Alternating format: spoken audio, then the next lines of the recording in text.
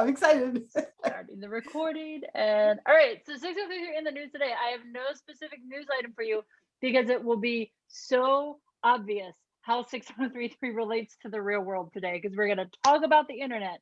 So 6033 in the news is happening to you right now. I can deliver this lecture to you because of the principles you learned in this class.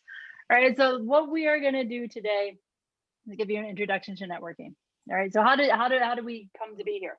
The big theme in this class so far has been modularity, right? And how to enforce it. You know how to do it on a single machine. You are all masters of operating systems. You have seen how we deal with this across machines. You've seen a client server model. So what we're going to do next is we're sort of going to move back to this model, right? You remember this picture from the very first and second lectures. And eventually we're going to be thinking about big systems, right? Lots of clients, lots of servers, lots of stuff in between them, right? What we're going to focus on though, for the next couple of lectures is this network in the middle, right? So first of all, why are we doing that? Like, why spend time just on the network? Now, how the network works, the problems that come up, how we solve them, it's a big part of systems. Designing networks, designing protocols to run on these networks, it's not easy. It requires careful design. You will also find that as much as networks can enable us to do many amazing things, right? We really can't have a client server model without a network in between it. They're also going to fail at times. And understanding, what happens in a network is necessary to understand why those failures might come about and how our systems are going to need to handle them. And that's a large part of what we're going to do in the third chunk of 033. All right, so here's where we're headed for like the next 5-6 lectures. Today, I'm going to give you an introduction to networking. It's going to be relatively light on technical content. I think it'll be super fun. I'm going to talk about the problems that we face in networking in general. And then I'm also going to talk specifically about the problems that we face when the network we're dealing with isn't just any network, but the internet specifically. So you're going to start today, you're going to see some common themes that we deal with in networking. This is kind of going to help orient the rest of the lectures to you in terms of, where different technologies, where different protocols come up and what they do. So I'm going to refer back to a lot of this in future lectures. You'll see us refer back to it in recitations, all sorts of things. Basically, we're laying the groundwork today for the next 6 lectures. During this lecture, I am going to mention a bunch of specific network protocols. I'm going to use a lot of acronyms that you have probably never heard, right? And that is fine. In the upcoming lectures, we'll talk about the details of those protocols. Today, your job is just to understand where they fit into kind of the history of networking. All right, so before we start talking about the internet, we'll think about this client and server. Okay, we're going to deal with the network, so we're kind of going to abstract away the internals here. And for right now, I'll just think about a client sending data to a server. So there's one source, one destination. We're going in one direction. And I'm going to make these guys a little bit smaller and put them a little bit closer together on the slide. All right, so what's going on here? This is one of the first things that we would think about if we wanted to build a network. Just how do we get 2 machines that are fairly close together, perhaps directly connected together? How do we get them to communicate, right? How does that work? There are a bunch of different ways. There are a bunch of different technologies, for instance, that can make this happen. There's 802.11 wireless, which is for many of you probably the technology that you're using right now to connect to the internet. There is wired Ethernet, which you're going to talk about tomorrow in recitation.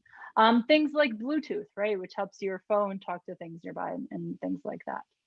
So those are all totally different technologies. And what makes them different, right? Well, they all operate in sort of different, physical media potentially, right? We could talk about a wire, like a cable that connects to machines. We could talk about a wireless network where we have more of a broadcast model. So if I'm sending data out, anyone nearby can hear it, right? Different wireless technologies operate in different parts of the electromagnetic spectrum. There's just all sorts of differences between these things. Bluetooth does not operate in the same way that 802.11 wireless does, and does not operate in the same way that Ethernet does, right? But what do they have in common, right? All of those technologies provide us with a set of rules for how these two endpoints, or maybe even multiple endpoints nearby, should talk to each other. So in networking, that set of rules, the rules that govern some sort of communication, is known as a protocol. So when we're talking about networking protocols, that's often what we're talking about, right? What's going to define this communication? And so at this point, you can imagine these protocols, they might govern things like which endpoint talks, when, how much data it can send at once, those types of things, right? We'll get into the details of all of that. But of course, you know, this isn't the only, this isn't a network on the side here. We're not satisfied with just this little network with one client, one server very close together, right? For one, you know, what happens when we start spreading things apart, right? If you're dealing with like a wireless network, it only extends so far. If you have an Ethernet cable, it's only so long, right? It doesn't like wrap around the globe, for instance, right? So how do we start to think about this? Well, we're going to add some devices in the middle of networks to help us sort of extend the range of these networks. In this class, we'll typically just classify all of these devices as switches. All right, you could get into differences between like switchers and routers and other things, but we're going to be fine with just switches. It's the job of a switch to help forward data through this network. All right, they do other things too. Exactly what they do, we'll talk all about that on Monday. All right, but there are these devices that sit inside and middle of the network. They kind of help things along. All right, but still, you know, I moved sort of the client and the server. I moved these two endpoints farther together, but I still have on the slide quite a simple network. One source, one destination, one thing sitting in the middle. Right? Eventually, we've got to start thinking about, well, how do we take that collection of links and really turn it into a network? Right? Like you can see this picture here. I've got a lot of different endpoints. I've got more than one switch. I've got lots of links coming out of different places, right? All of those switches have multiple links in and out to them, right? This is a big question for us. How do we start to build this network, right? And so I'm gonna start writing some things on the right side of these slides, right? So we've talked a little bit about just having these kind of point-to-point links, right? Where we have communication between two directly connected nodes. And again, you can think of a wire between two machines, or you can think of a wireless network where nodes are close enough that they don't need any help communicating. They can talk directly to one another, right? But now, if we want to make this bigger, right? If we want a bigger network, what do we have to start doing, right? One of the things that we're going to have to start doing is caring about what we call things, how we name them, right? If I'm going to send data between different endpoints and I have a lot of options on this network, I need to worry about being able to uniquely define them, right? I need some way to assign them unique names. In a small network like this, that might be a manual process. In a large network like the internet, it's probably not going to be a manual process to some extent, right? And in fact, we will also want, typically want those names to really be addresses, right? To have some sort of location information, because that's going to help us get data places. So when we're building up this network, all of a sudden we have to start thinking about naming and about addressing. All right, so you know, on the slide, I've just given everybody unique names. That's fine, no problem there. Now that endpoints can name each other, like node A here could say, I want to send traffic to node D. Well, how is it going to get there, right? You can look at this network. You can think of it as a graph, like if you've taken, you know, any theory courses where you work with like the graph in the sense of like nodes and edges, right? This is a graph. There are multiple paths through this graph. How will we decide which path to take, right? This is the problem of routing. And the goal of routing protocols is for every switch, for every node in this network, to have a path to every other reachable node in the network, right? And typically, we want that path to have some notion of like being one of the best paths, right? Sort of the least expensive paths in some sense, right? And if you look at the slide, and you know, for some of you this may be a totally new problem. That's wonderful. That's totally fine. Others of you may say, well, I've taken some theory classes. I know this is a graph. This feels like a shortest path problem in a graph. I know how to solve that. All right. That's excellent. When it comes to networking, though, we're going to have a few new problems that don't always come up in theory. All right. These networks can change. Nodes can join, nodes can leave. The amount of traffic on different links can change. They're changing all the time. And we're also not really ever going to live in a world where we have some sort of centralized authority. Nodes in these networks are going to have to be able to make their own decisions, right? So as we do this, we're going to have to think about like, well, how does a node learn who its neighbors are? How does a node learn about other nodes farther away in the network? How does it learn these routes, given that there's no central authority that's going to come in and say, here are your routes, right? So there are big challenges here. We're going to get into those next week. But you know, at this point, this is getting kind of excited. Our network is sort of, it's like hooked up, it's ready to send data, right? What type of data is it going to send? In this class, virtually every network that we're going to consider is going to send what we'll talk about as packets, right? So a packet is a piece of data with some metadata attached to it. We call that metadata a header, right? And so the header would contain all sorts of information, but including things like the source, right, where this packet originated, and the destination, where it's headed to. So some data, attach a header to it, right? If you want like just, if you want a mental model, you could think of a packet being about like 1,500 bytes worth of data. That's like a common packet size. It's the only packet size, but that's about how much data we think here, right? So packets can move through this network now. Switches know how to send packets that are destined for whatever destination. But sometimes what we're going to find happens is that, you know, this network might get really busy, right? For instance, we might say, oh, node H, there's just a lot of data coming into node H, right? And, you know, if node H can't send data out on any of its outgoing links right this second, if it's getting more sort of data that it can handle, it'll store those packets for a little bit. It's going to store them in a queue. We'll have a whole lecture on queues. Right, but the H, it's a physical machine. It only has so much space. It can get full, right? So sometimes packets, we might arrive at a switch. We'll find that the packet gets dropped. There's just no space to store it, so it just disappears from the network, right? And this brings up an interesting new problem, right? As I think about using this network, you know, is that something that my applications can deal with? Can they handle some packets being lost or not, right? And a lot of what is going on there also relates to how we're sharing the network, right? How do we think about, you know, all of these nodes? This network is going to grow much bigger than the like 10 nodes that I have here on the slide. How do we share it? How do we make sure that it's well utilized but not overutilized? How do we deal with the fact that this network is inherently unreliable, right? And is that okay?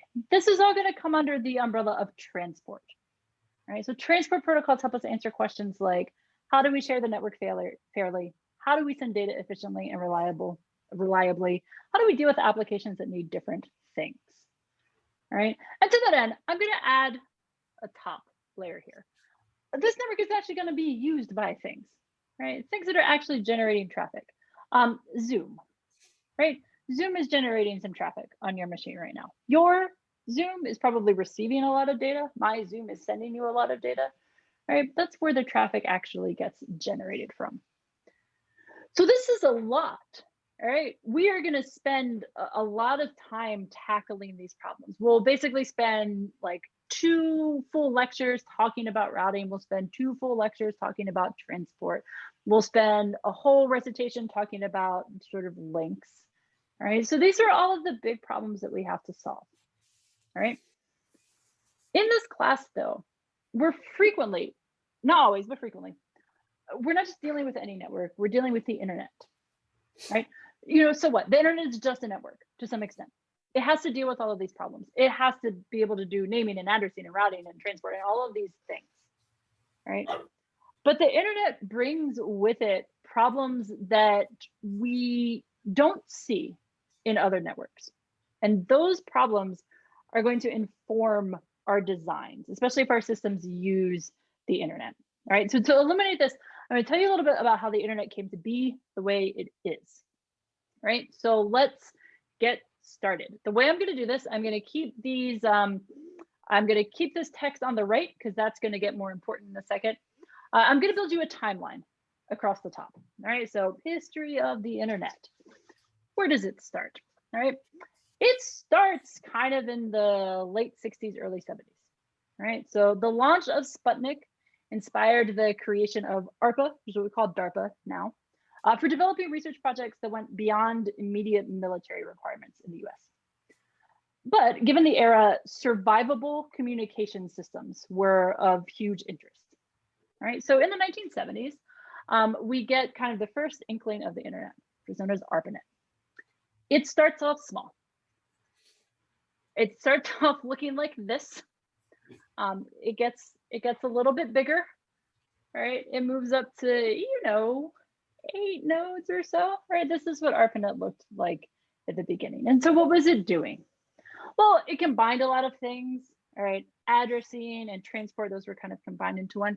This is the network that was using host.txt, right? We talked about that when we talked about DNS. Keeping the IP address to host name mapping on a text file does not work today. It works great when your network is 8 nodes and controlled by like one kind of governing body. All right, so here's what we're doing. This is what the internet is like in the early 70s. It starts to get a little bit bigger, all right? So here's 1977. I know that this is going to be small on your screens, so I'll circle some things for you. MIT is on this map. So MIT is here. There's actually 2 sites. You can see MIT 6, MIT 44. Lincoln Labs is there. What other interesting things? Stanford is over there on the left, Hawaii. All right, so this starts to be a more global network, right? But still relatively small, all right? But it's starting to grow. It's growing from individual small networks to these small networks that are connected to one another via what we would call gateways. Right? There's some, all sorts of things were happening. In particular, this network was using a type of routing known as distance vector routing. We're going to talk about that on Monday. All right, so here's what's going on in the 70s. So the late 70s, we come to an important design decision in the internet's history, which is the desire to make it flexible. So it starts to get a little bit bigger. Here's a more geographic view of basically the same time period as before, but now on a map. All right, and we start to see flexibility and layering. All right, flexibility encourages the design of layering. I have been talking to you about layering this entire time. That is what is going on the right side here. All right, you can see that I've been building up this layered model of a network, right, where we start with links, right, then we build up to a network, then we worry about transport, and then we worry about applications. All right, so why is this nice? Why is this model nice on a network, right? There's, you can make hand-wavy arguments about abstraction and modularity. It's nice to think of like naming and addressing and routing as kind of one module. So think about them on their own. It's nice for transport protocols to be a separate module and not have to worry about the details of routing, all right? But what you really get from this layered model at its best is an ability to swap out protocols at one layer without much change to protocols at other layers. So for example, at your link layer here at the bottom, we talked about a couple of examples: Ethernet, Bluetooth, Wi-Fi. There's like, I don't know, I could fill the slide with more, right? Those technologies, you can pick and choose which technologies, but the layer above that, which is dealing with routing, for instance, those routing protocols, they don't care. They don't care whether they're running over an Ethernet network or a Bluetooth network, or maybe even connecting Bluetooth or Wi-Fi to Ethernet, all right? All of that is abstracted away, right? So it's going to let us more easily kind of swap things out here. And I'll give you some more examples of that as we go along, all right? And so in theory, this gives us like a very flexible way to build networks, all right? And to let our networks adapt to different things, whether that is different kind of physical technologies that allow two endpoints to communicate, whether that is forms of reliability, all sorts of things. All right, so there's a decision for flexibility and layering, right? As we go forward, think about whether you believe that the internet is still flexible as it was designed to be. All right. But so this is happening. We are late 70s, early 80s, really, really exciting time in the history of the internet. Really exciting time because the internet is starting to grow. All right. One of the ways we see this is with protocols like TCP. All right, we're going to talk about TCP in about 2 weeks. TCP is a transport protocol, and it provides reliable transport. All right, so one of its goals is, if I'm an application, I'm sending traffic via TCP, packets are moving through the network. If one of them gets dropped, one of them gets lost, TCP is going to take care of retransmitting it. All right, my application doesn't have to worry about that. All right, so this here is one of the benefits of layering, right? My application can just say, send traffic over TCP, right? And then I'm going to get some efforts towards reliability that I wouldn't get otherwise. I've also put up the contrasting protocol to TCP is UDP. It's not reliable. The U, though, does not stand for unreliable. The U in UDP stands for user, so user datagram protocol. It's a really boring acronym, but it's unreliable, unlike TCP, which provides some reliability. All right, so here's another place where we start to see options. Right, applications can choose, and then they don't have to worry about the internals. All right, so the internet is getting bigger.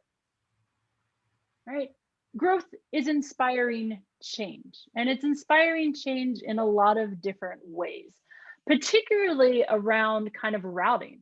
All right, so here we're getting more sites across the US.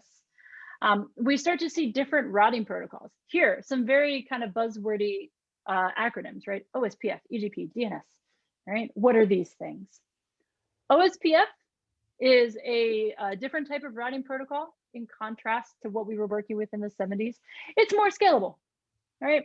It scales better than distance vector. You'll see why on Monday, right? So like spoilers for Monday's lecture, link state scales better, OSPF scales better.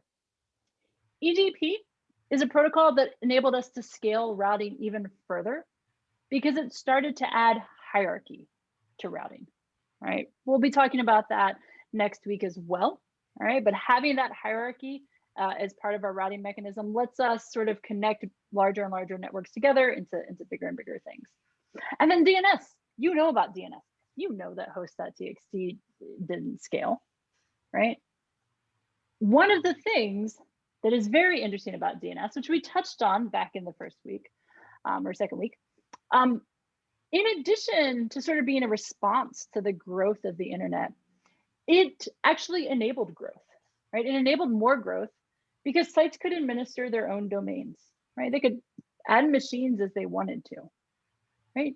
Super, super exciting time, like big things happening on the internet, all right? So what comes next, right? All of this change starts to cause problems.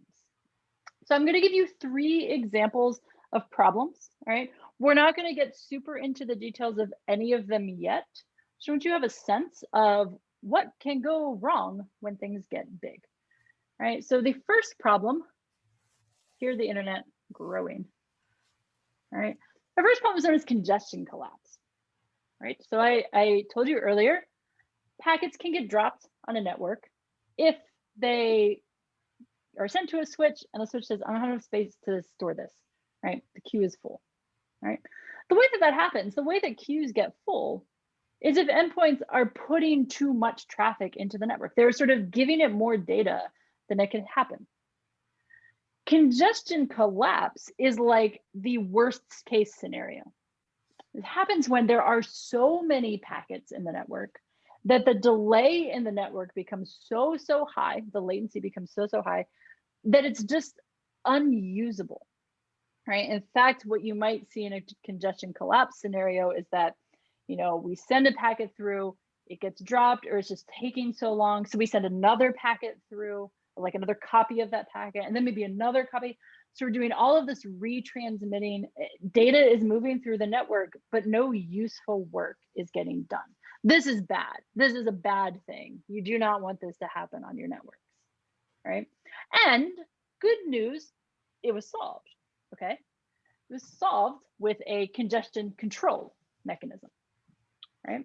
We're going to talk about this in 2 weeks, but congestion control was added to TCP to address this problem. Basically, it is a mechanism that helps nodes understand whether they are putting too much data into the network. And if they infer that, oh, hey, I'm sending too much data, they'll back off. They'll stop sending so much data. All right. We'll have all sorts of interesting things to say about TCP. But one interesting question for you today, because you know a little bit about layering, you're seeing this stuff on the right. All right, you're going to see it over and over again. Is to say, well, okay, congestion control was added to TCP. It was added to this protocol here. Why? Why not say give it its own layer, right? You can imagine that type of signaling being useful even if I don't also want reliability, right? You can also imagine I want reliability, but I don't care about that type of signaling, right? It seems like a kind of an orthogonal thing, right? The reason is that even in the 80s, it was already getting difficult to deploy like a new layer into this model. Adding congestion control to TCP solved the problem at hand because most traffic was running over TCP, right? So it was backwards compatible, it was incrementally deployable. It addressed the immediate problem at hand, right? So congestion collapse, we did solve it, but you could think about, did we solve it in the right way, right? Second problem of sorts, or at least new opportunity for solutions, right, is known as policy routing, right? So the internet already had, had to deal with the scale of routing, all right? It was able to kind of route globally, which is a really amazing thing, to be honest. But in the early 90s, we're starting to see the internet becoming commercialized, right? Instead of running just like traffic for research labs, all right, commercial traffic was starting to run across this network. And so different groups involved in the internet. So think things like universities, government agencies like the NSF, the National Science Foundation, big companies wanted to be able to decide what types of traffic got to run over their links. So for instance, the NSF at this time owned many of the kind of major links on the internet. They didn't want commercial traffic running over those links. They said, we're fine with it just existing on the internet, but we don't want it on our links, right? So this led to a policy routing protocol known as BGP. BGP is my favorite protocol. I love it so much. I'm gonna be so excited this time next week. I will be equally as hyped as I am right now. BGP provides policy routing. That means is that portions of the internet can decide what routes to advertise depending on who they're dealing with, right? And the way this shakes out for you all today, which you'll see next week, is that your ISP that you buy internet from is incentivized by money, right? They really only want to send traffic on particular links if they're going to make money, all right? And so this is the start of another issue that the internet has to contend with that other networks don't. There's an enormous diversity of different types of traffic, different types of applications, right? So commercial traffic versus non-commercial traffic. And there's also money. You pay for internet, right? And that causes things to happen, all right? So policy routing is really not a problem. Policy routing is a very cool thing, but it's coming about because there started to be these sources of conflict on the internet, all right? And then the third thing, CIDR, right? A protocol known as CIDR. So you already know that machines on the internet have numerical addresses. You know because we talked about DNS, and the job of DNS is to map host names to IP addresses. So how do you get those addresses? Those addresses are given out to organizations like ISPs, things like that, in chunks, typically in chunks of consecutive numbers, right? So originally, you could buy these chunks or classes in 3 different sizes. You could get 256 addresses, right, which is not very many for a normal size organization. You could get 65,000 of them, or whatever power of 2 is near that, or you can get like 16 million of them, right? The reason they were given out this way is to help scale, right? It's easier to do routing if you can say something like, every IP address that begins with 18 goes to MIT, right? Which was true for many years. It is no longer true, but it was true for a very long time, right? It makes the problem of routing faster and easier, routing and forwarding. And the only issue here was that, well, most organizations, that 65,000, right? Those 65,000 addresses, that was like a really good size. Most organizations have more than 256 machines. Very few have 16 million machines. 65,000, great size. And quickly, we ran out of those Class B address spaces, right? So CIDR is a solution to that problem, right? It's a protocol that basically divides up larger classes of addresses, right? I will tell you something about me personally. This is not a reflection on CIDR or an opinion of the rest of the staff. I think CIDR is so boring. I think it is like one of the most boring protocols we have. I hate teaching CIDR, right? But there is one interesting thing about it, and it is actually kind of fascinating. The most interesting thing about CIDR at this stage for you is that it was possible. All right, it was possible to make this change on the internet. Addressing was done one way, then CIDR came in, and now it's done in a slightly different way. Changing the way that addressing is done requires a substantial change to how switches in the network works. It changes some details in how forwarding happens, right? They're basically, you could think of it as like parsing packets a little bit differently, looking for different things and taking different actions. The reason we were able to make such a change at the time is because, one, all of the switches on the internet were made by Cisco, right? Which is a company that's still making switches today. And forwarding was performed in software. So this was basically a software update that Cisco put out, and it worked. Today, lots of switches do forwarding in hardware. Companies other than Cisco make switches, all right? This type of change would be a challenge today. Right, so what you're seeing here, the internet is getting big, and it's getting big pretty fast. All right, most of these problems were solved in really interesting ways.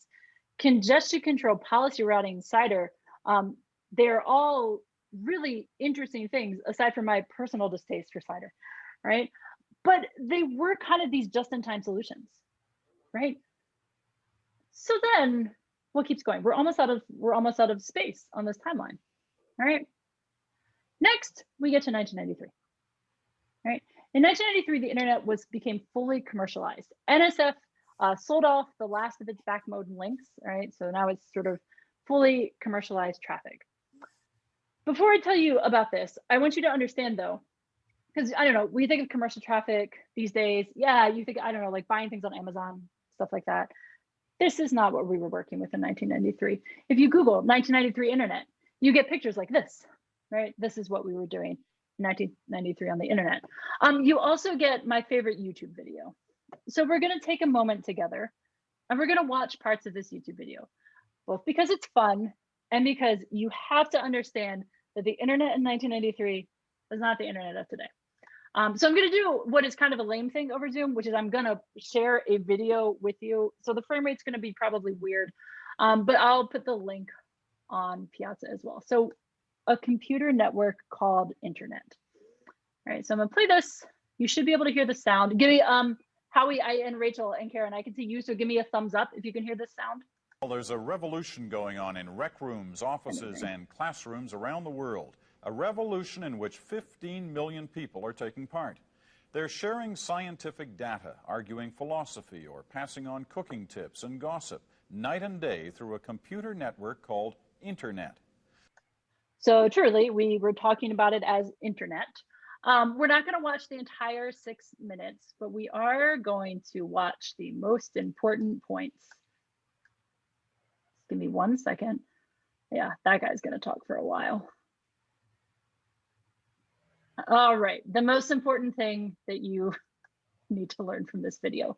Get ready for some new internet usage. Is not much like most human communication. There's no body language, no intonation, no facial expression to help you know which way something ambiguous is meant. That's great reads the same on internet as, oh, that's great. So the isolated communicators of cyberspace have come up with little signs made out of punctuation marks. They're called emoticons. They go at the end of sentences as graphic explanations. They come out sideways. Tilt your head left and you'll see a little smiley face that means I'm kidding. A little frowny face that means I'm serious. So, 1993 on the internet, we had just figured out like sideways smiling. Okay, so again, this video is so pure. It's like, I love it so much. You really should watch the same thing. They ask users what the internet means to them. It's wonderful. But truly, you cannot think that 1993 was like what we were doing today, which is kind of interesting in itself. Clearly, there have been changes to the internet since 1993. We're not using these computers anymore, and we're not in space, right? So there were a lot of changes proposed, and some of them did not get off the ground at this point, all right? There were proposals to change congestion control, proposals to allow devices to roam, to move around, proposals to sort of do broadcasting in a scalable way. Oh, Miguel, you made the emoji. I don't know how to make these emojis. I always just copy and paste them from other places. So this is nice. I can use this chat now. Look at all these new things. I don't even know how to use these, guys. Explain to me what I should do with these, okay? Don't say anything weird. All right, most of the proposed changes in 1993, though, were more like enhancements, all right? They weren't big fixes. You could take a very pessimistic view of this if you want. One of my favorite papers in networking, which is where I based some of this lecture on, is by a guy named Mark Hanley. And Mark's theory is that new technologies essentially get deployed for reasons of fear or greed, right? Which again is pretty pessimistic. One of the other things going on at this point, though, commercialization, right? Commercialization inspires another technology known as NATS. So NATS stands for Network Address Translation. NATS do an interesting thing, right? What NATS do is they allow you to have private portions of a network, right? And all the machines behind a NAT, they can still access the outside network, right? But when, sort of public machines out there send traffic back, it goes through the NAT, right? The NAT has the public IP address. It takes care of figuring out what traffic is belong to what private machine, right?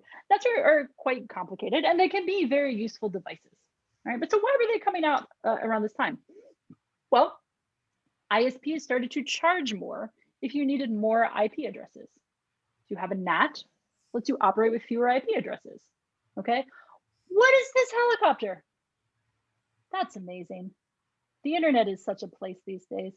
Also, a really interesting that you all should look up at some point is like the difference between emoji on different platforms and the problems with that. We could do a whole, we should just do a whole lecture in like emojis. That would be amazing.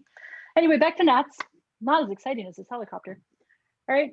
So why am I talking about NATS in particular? We're not going to go into the details about them. They're interesting and complicated, but they present barriers to deployment in some cases.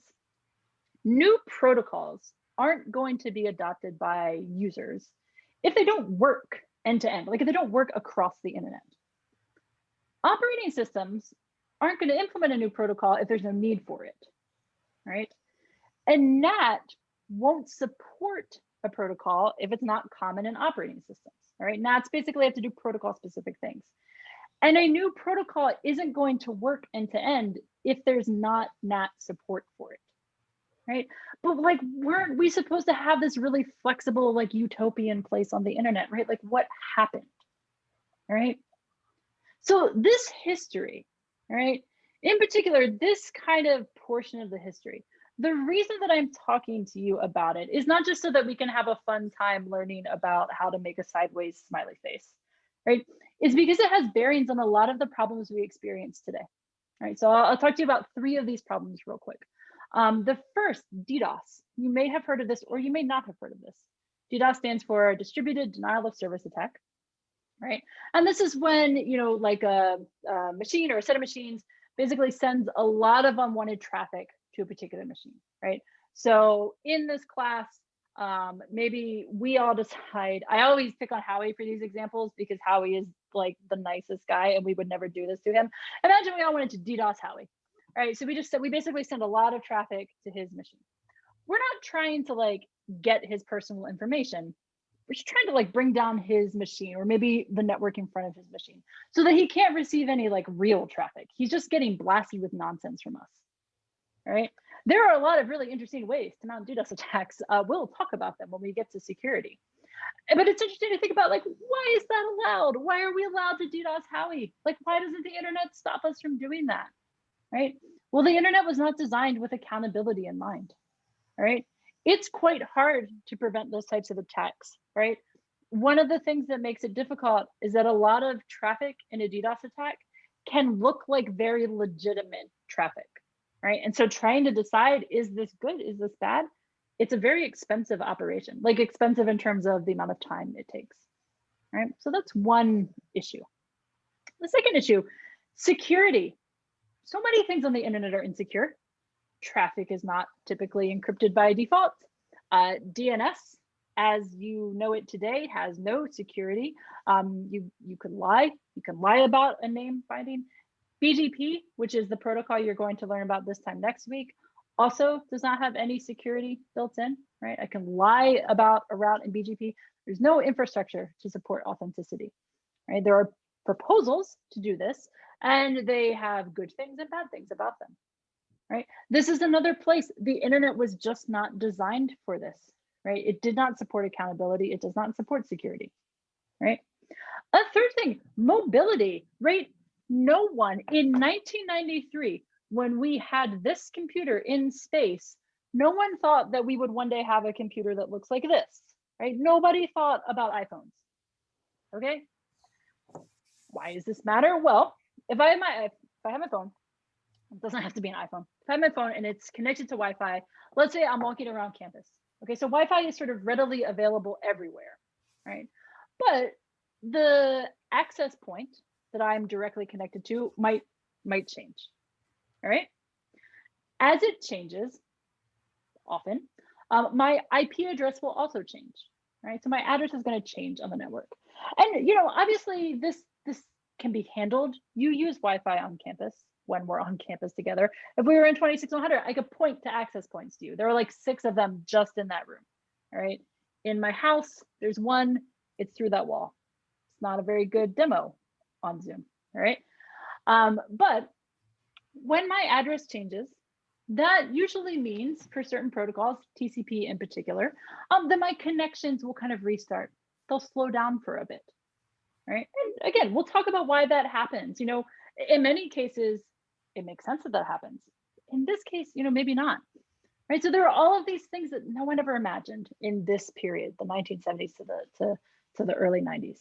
Right. And there have been other problems that have come up. We ran out of IPv4 addresses, right? Now we have IPv6 addresses slowly being deployed, right? But being deployed, which is actually very exciting. Congestion control, those mechanisms that tell nodes whether to send more or to send less.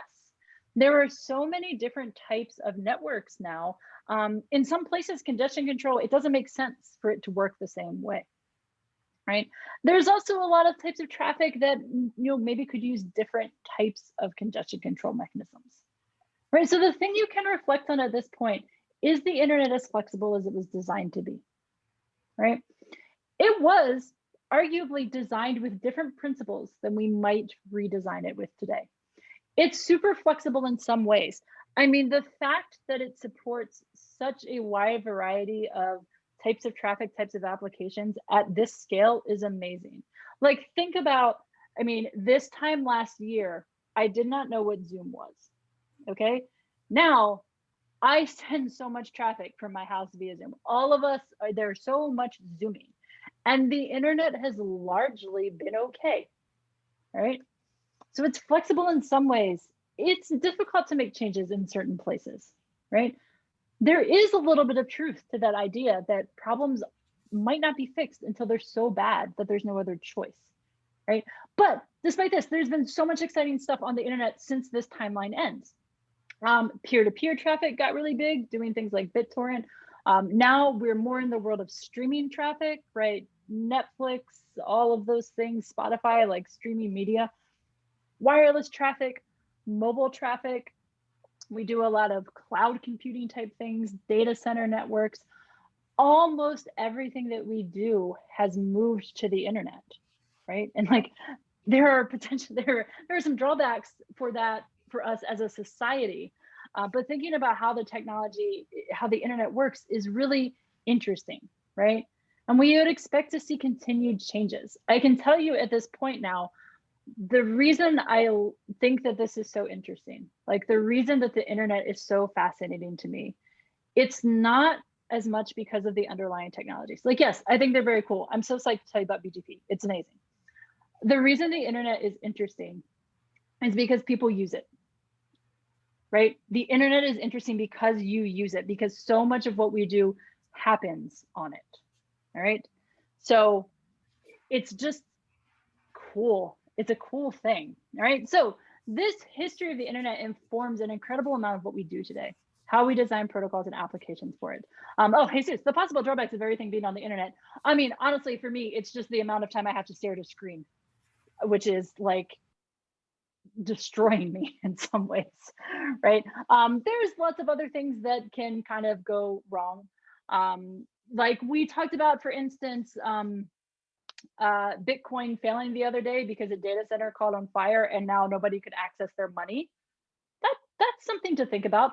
Of course, actual banks can also catch on fire, but like there's some problems that maybe come up. DDoS attacks are much more damaging for things online.